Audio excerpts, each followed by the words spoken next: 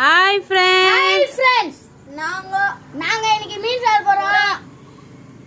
இன்னைக்கு புடி வெளுத்து கட்டுறோம். ஓகே ஃப்ரெண்ட்ஸ், இன்னைக்கு நம்ம நாட்டு ஜிலேபி மீன் சேலஞ்ச் பண்ண போகிறோம். பாருங்கள், ஜீவிஸுக்கு 2 மீன், விஸ்வாவுக்கு 2 மீன், அதுக்கு கொஞ்சம் சைடிஷு, அவங்களுக்கு தேவை தண்ணி. ஓகேவா, நம்ம சேலஞ்ச் ஆரம்பிக்கலாமா? இன்னைக்கு எப்படி இருக்க போகுது மீன்?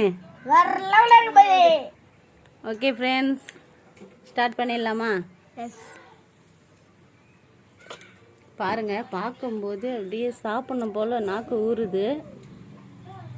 இப்போ இவங்க 2 பேரும் சாப்பிட்டு சேலஞ்ச் பண்ண போகிறாங்க.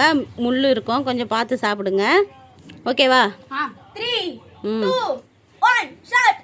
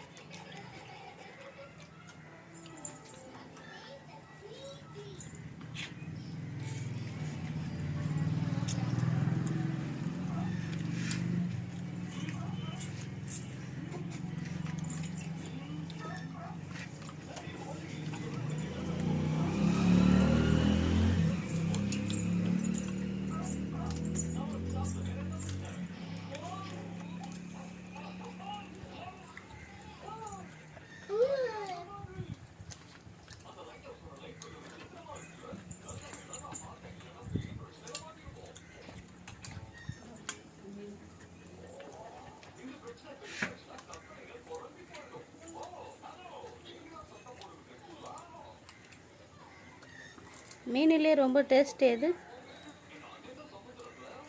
சொல்லுங்க? மண்டை. ஓகேவா? மண்டை தான் இருக்கிறதுலே ரொம்ப டேஸ்ட்டாக இருக்கும்.